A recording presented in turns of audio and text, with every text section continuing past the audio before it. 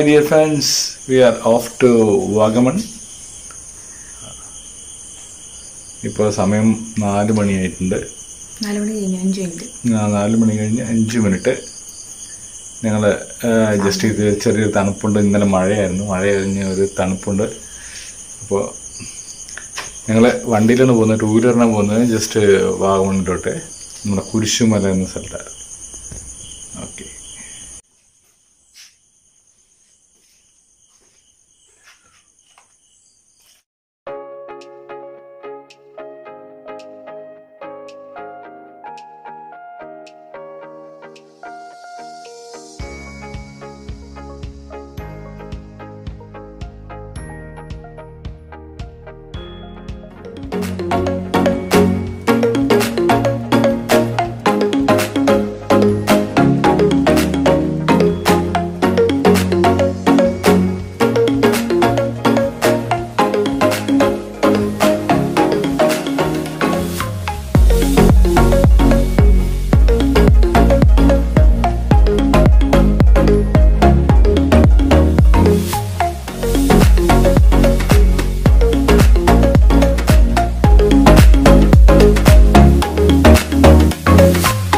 നമ്മളിപ്പോൾ കുരിശുമലയുടെ താഴെ എത്തിയിരിക്കുകയാണ്. ഇതാണ് അതിന്റെ മെയിൻ ഗേറ്റ് എന്ന് പറയുന്നത്. ഇപ്പൊ ഇതിൽ വഴിയാണ് നമുക്ക് കയറേണ്ടത്. ഇപ്പം രാവിലെ ആയിട്ട് ഓപ്പൺ ചെയ്തിട്ടൊന്നുമില്ല. ഇപ്പൊ സമയം ഒരു 6:30 കഴിഞ്ഞിട്ടുണ്ട്.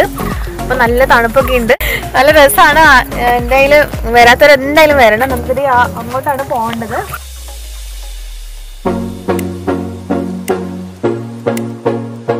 ഈ കാണുന്ന മല കണ്ടോ, ഇങ്ങോട്ടാണ് നമുക്ക് പോകേണ്ടത്. കുറച്ച് എന്താ പറയാ, നടന്നു വേണം ഇങ്ങോട്ട് പോകാൻ വേണ്ടിയിട്ട്. ഇവിടെ നമ്മൾ കേരളത്തിൽ തന്നെ ഒരു കുരിശടി ഉണ്ട്, ഒരു നേർച്ചപ്പെട്ടി എല്ലാം ഉണ്ട്. ഇത് കയറ്റം ഇച്ചിരി പാടാണ് കേട്ടാ. നമ്മൾ വിചാരിക്കുന്ന പോലെ അത്ര എളുപ്പമല്ല. എന്നാലും കേറും.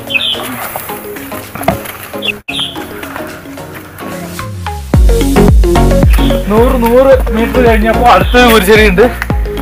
അത് ദൈവത്തെ പ്രാർത്ഥിച്ച് നമ്മളിവിടെ എത്താം.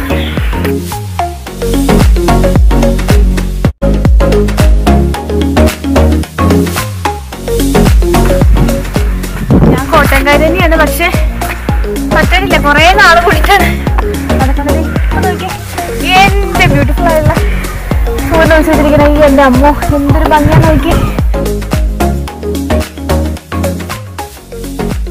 വരുന്നതിന്റെ ആ ഒരു സൗന്ദര്യം കിട്ടണമെന്ന് രാവിലെ ഈ സമയത്ത് തന്നെ വരണം. ഈ ഒരു നിങ്ങളൊരു 4-5 മണിയാകുമ്പോൾ വീട്ടിൽ നിന്ന് പുറപ്പെട്ടാല് ഈ ഒരു സമയമാകുമ്പോൾ ഇവിടെ എത്താം. ഒരു സ്വർഗത്തിൽ നിൽക്കുന്ന ഒരു ഫീലാണ്.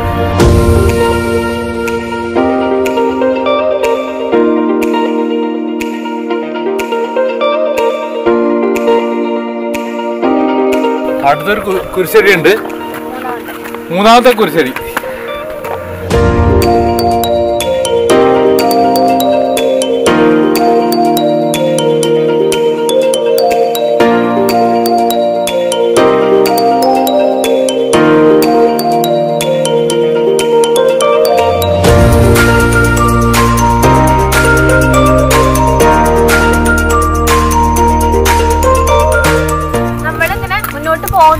പുറത്തോട്ട് നോക്കുമ്പോൾ കാണുന്ന കാഴ്ച എന്ന് പറഞ്ഞിട്ടുണ്ടെങ്കിൽ എന്താ പറയാ, വർണ്ണിക്കാൻ പറ്റില്ല, അത്ര ഭംഗിയാണ്.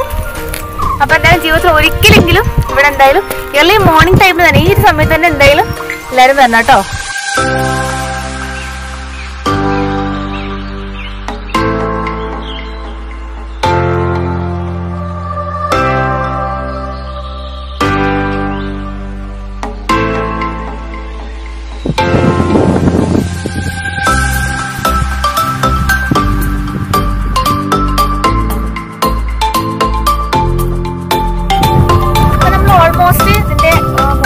ായിട്ടുണ്ട്. പിന്നെ വാഗമൺ ടൗണിൽ നിന്ന് ഏകദേശം ഒരു അറൗണ്ട് ഒരു 5 കിലോമീറ്റർ ഉണ്ട് നമ്മുടെ കുരിശുമലയിലേക്ക്. ആദ്യം നമുക്ക് കയറുമ്പോൾ കുറച്ച് പ്രയാസം തോന്നുമെങ്കിലും കുറച്ചുകൂടെ കഴിയുമ്പോഴത്തേക്ക് നല്ല കൂളായിട്ട് നമുക്ക് കയറാൻ പറ്റും. ഇവിടെ എത്തിച്ചേർന്നത് ഈ സമയം എന്ന് വെച്ചാൽ അറൗണ്ട് ഒരു 7:30 മണിയായിട്ടുണ്ട്. നല്ല തണുപ്പാണ്, അതുപോലെ വെയിലുണ്ടെന്നുണ്ടെങ്കിൽ നല്ല കാറ്റും നല്ല തണുപ്പുമാണ്. അധികം പേരൊന്നും ഇല്ല, കുറച്ച് ആളുകളൊക്കെ ഉള്ളൂ. വാഗമണിലെ ഏറ്റവും ടോപ്പായിട്ടുള്ള ഹില്ലാണ്. ഇതിന്റെ അപ്പുറത്താണ് മുരുകൻ മല എന്ന് പറഞ്ഞൊരു മലയുണ്ട് കേട്ടോ. ഇതിന്റെ അപ്പുറത്ത് ഓപ്പോസിറ്റ് സൈഡ് അവിടെ മുരുകന്റെ ഒരു ക്ഷേത്രമുണ്ട്. അത് മറ്റേ റോക്കൊക്കെ വെട്ടിയിട്ട് ഒരു മുരുകന്റെ ക്ഷേത്രമുണ്ട് അവിടെ.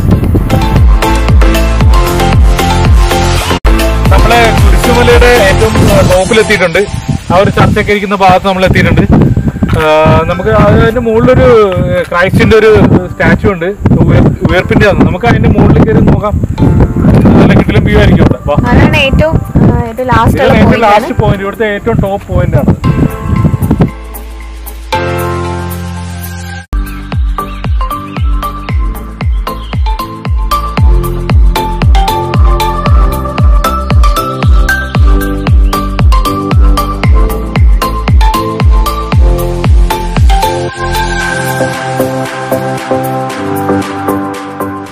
നമ്മളെല്ലാരും ജീവിക്കുന്ന സിറ്റുവേഷൻ എന്ന് വെച്ചിട്ടുണ്ടെങ്കിൽ ഒരുപാട് സ്ട്രെസ്ഫുൾ ആയിട്ടുള്ള ലൈഫാണ് അല്ലേ.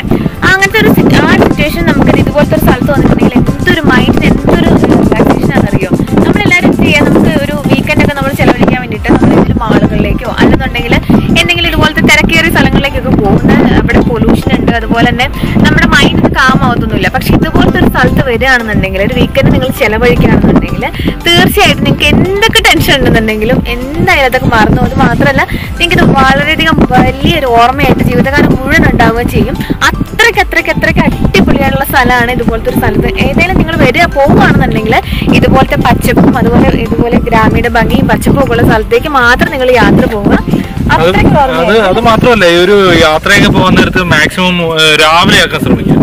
അതായത് നമ്മള് കൂടുതലും ആൾക്കാർ, നമുക്ക് അറിയാൻ പാടുള്ളൊരു കാര്യമാണ്, നമ്മൾ കൂടുതൽ ആൾക്കാരെ ഇപ്പൊ ഒരു വൈകുന്നേരം ആകാണ്ടിരിക്കുക. രാവിലെ ഉറക്കമൊക്കെ കഴിഞ്ഞ് ഭക്ഷണമൊക്കെ കഴിച്ച് വൈകിട്ട് സാറേ. പക്ഷെ അതല്ല, നമ്മൾ ആക്ച്വലി നമ്മൾ അത് അറിയണമെന്നുണ്ടെങ്കിൽ നമ്മൾ ആ ഒരു ദിവസത്തിന്റെ ഒരു തുടക്കം രാവിലെ ആക്കുക. രാവിലെ ഒരു 4 മണിക്കൊക്കെ ഒരു വണ്ടി എടുത്തുനിന്ന് വിട്ടു നോക്കിയാൽ നിങ്ങൾ ഫാമിലി ആയിട്ട് കയറി വണ്ടിയിലെ പിള്ളേരെയൊക്കെ എടുത്തിട്ട് രാവിലെ ഒരു 4 മണിയൊക്കെ ആകുമ്പോൾ കയറി നോക്കാം. അത് പോണ സ്ഥലം എന്നൊക്കെ പറയുന്നത് ഇതുപോലെ ഒരു പൊല്യൂഷൻ ഇല്ലാത്ത മാളുകളിലൊന്നും പോകരുത് കേട്ടോ. അത് പൊല്യൂഷനും കാർബൺ ഡയോക്സൈഡ് ഒന്നും അടിച്ചിട്ട് അങ്ങനത്തെ അല്ലാതെ ഇതുപോലുള്ള സ്ഥലങ്ങൾ, ഈ കോട്ടയം പാലാ ഏരിയ ഒക്കെ ഇല്ലേ, അതുപോലെ അത് മാത്രമല്ല, അത് ഒരുപാട് സ്ഥലങ്ങളുണ്ട്. അപ്പൊ അതുപോലെ ഏരിയയിലൊക്കെ വന്നു കഴിഞ്ഞാൽ നമുക്ക് കിട്ടുന്ന ഒരു പോസിറ്റീവ് എനർജി ഉണ്ട്. അതുപോലെ കുട്ടികളും കണ്ടു വളരട്ടെ. ഇപ്പൊ ഇതുപോലത്തെ സ്ഥലത്ത് വെച്ചിട്ടുണ്ടെങ്കിൽ തീരെ ചെറിയ കുട്ടികൾക്കൊക്കെ വരാൻ പാടായിരിക്കും. അതുപോലെ തന്നെ പ്രായമുള്ള ആൾക്കാർക്ക് കുറച്ച് നടക്കാനൊക്കെ ഒത്തിരി നടക്കായിട്ടൊക്കെ ഉണ്ടല്ലോ. അല്ലാത്തവർക്കൊക്കെ എന്തെങ്കിലും കുറച്ച് നടക്കാനുള്ള കുട്ടികളൊക്കെ ആണെന്നുണ്ടെങ്കിൽ നിങ്ങൾ തീർച്ചയായിട്ടും കൊണ്ടുവന്ന് അവരെ കാണിക്കണം. കാരണം അവർ പ്രകൃതിയുടെ ഭംഗി ആസ്വദിച്ച് തന്നെ വളരട്ടെ. അവർക്ക് ഈ നഗരത്തിന്റെ തിരക്കും അതുപോലെ തന്നെ ഈ ഒരു ട്രാഫിക്കും പൊല്യൂഷനും ഒക്കെ മാത്രമല്ലല്ലോ, ഇതൊക്കെ കണ്ട് അവർ വളരട്ടെ. അപ്പൊ തീർച്ചയായിട്ടും ആ കുട്ടികളെയും കൊണ്ട് നിങ്ങൾ എന്തായാലും ഇതുപോലത്തെ സ്ഥലങ്ങളിലൊക്കെ വീക്കെൻഡിലൊക്കെ ചെലവഴിക്കാൻ നോക്കുക. അതുപോലെ തന്നെ പിന്നെ വേറെന്താ, നല്ലൊരു എന്താ പറയാ, ഫ്രഷ് എയർ ആണ് ഇവിടെ. ഈ പൊല്യൂഷനൊക്കെ ഇല്ല നമ്മുടെ നാട്ടിലൊക്കെ എന്ന് വെച്ചാൽ, ഈ ടൗണിലൊക്കെ പോയി കഴിഞ്ഞാൽ ഭയങ്കര പൊല്യൂഷനാണ്. ഇവിടെ അത് പൊല്യൂഷൻ ഒന്നും ഇല്ല. നമ്മൾ ഇവിടെ കെട്ടിക്കഴിഞ്ഞാൽ കംപ്ലീറ്റ് 100% പ്യുവർ എയർ ആണ് നമുക്ക് കിട്ടുന്നത്. പിന്നെ അത് നമ്മൾ ഒരു ദിവസം രാവിലെ വന്ന് ഇവിടെ നമ്മൾ സ്പെൻഡ് ചെയ്യുകയാണെന്ന് ഒരു ആഴ്ചത്തേക്കുള്ളത് നിറച്ചോണ്ട് പോകും. നമുക്ക് അത്ര എനർജി നമുക്ക് കിട്ടും. ഇപ്പൊ നമ്മൾ തന്നെ ഒരു ഭയങ്കര ഫീൽ അല്ലേ, ഭയങ്കര ഫ്രഷായി ഇവിടെ വന്നപ്പോ. അത് രാവിലത്തെ ഒരു യാത്ര. ഇപ്പൊ നിങ്ങൾക്ക് കാറില്ലെങ്കിലും കൂടി കുഴപ്പമൊന്നുമില്ല കേട്ടോ. ഞങ്ങൾ വന്ന 2 വീലറിനാണ്. അതുകൊണ്ട് നിങ്ങളാണെന്നുണ്ടെങ്കിലും രാവിലെ പുറപ്പെടുവാണെങ്കിൽ 2 വീലറാണെന്നുണ്ടെങ്കിലും നിങ്ങൾ കംഫർട്ടബിൾ ആയിരിക്കും. കുഴപ്പമൊന്നുമില്ല, നമുക്ക് കാഴ്ചകളൊക്കെ കണ്ടുവരാം. ഈ അടച്ചിട്ടുള്ള കാറിനകത്ത് വരുന്നേക്കാൾ സുഖം എനിക്ക് തോന്നുന്നു ഒരു 2 വീലറിന് നിങ്ങൾ വരുന്നതാണ്. ഞങ്ങൾ വന്നത് പാല വഴി കേട്ടോ. പാല വഴി വന്നപ്പോ മിസ്റ്റ് മറ്റേ ഫോഗില്ലേ, ഫോഗ് നിറഞ്ഞിട്ട് ഒന്നും കാണാൻ വയ്യ. അതായത് ഫ്രണ്ടിൽ പോകുന്ന വണ്ടിയൊന്നും കാണാൻ വയ്യ. അപ്പൊ അത്രക്ക് ഇതായിരുന്നു. പിന്നെ ബ്രൈറ്റ്, പക്ഷെ നല്ല ഫീൽ. ആ മിസ്റ്റേക്ക് മുഖത്തടിക്കുമ്പോഴുള്ളൊരു ഫീൽ ഉണ്ടല്ലോ, കിട്ടില്ല, ഫ്രഷായി. അവരൊന്നും കാണുമ്പോൾ നിങ്ങൾ നല്ല ഇരുട്ടായിരുന്നു ഇറങ്ങിയപ്പോൾ. ഇവിടെ എത്തിയപ്പോൾ നല്ല വെളിച്ചം ആയി തുടങ്ങി. പിന്നെ എന്ന് പറയുന്നത് നല്ലൊരു എക്സസൈസ് ആണ് ഈ മല കയറ്റം എന്ന് പറയുന്നത്. നല്ല കിട്ടുന്നൊരു എക്സസൈസ്. ഇപ്പൊ നമ്മൾ ഈ ഫാസ്റ്റ് ഫുഡും അതും ഇതൊക്കെ ആയിട്ട് ജീവിക്കുമ്പോൾ ഇത് നല്ലൊരു ഇതാണ്. ഇടക്കിടക്ക് പറഞ്ഞ ഇങ്ങനെ ഇതുപോലുള്ള ഏരിയയിൽ നിങ്ങൾ ഇപ്പൊ ഒരുപാട് ടഫ് ഒന്നും അല്ല കേട്ടോ, ഒരുപാട് കയറ്റമൊന്നുമല്ല. ആദ്യം കുറച്ച് നമുക്ക് തോന്നും ഒരുപാട് ഉണ്ടെന്ന് തോന്നും. പക്ഷെ അങ്ങനെയൊന്നുമില്ല. കുറച്ച് കഴിയുമ്പോഴത്തേക്ക് നമുക്ക് നിന്ന് ഇരുന്നൊക്കെ വരാം.